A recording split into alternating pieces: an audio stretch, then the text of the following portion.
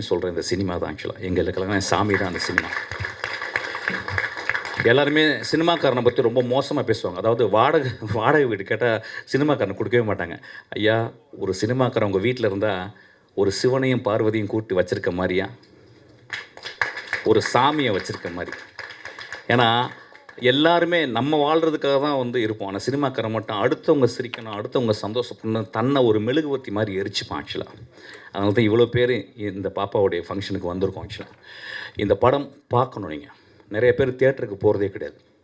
அது என்ன ப்ராப்ளம் ஆச்சுன்னு தெரியல.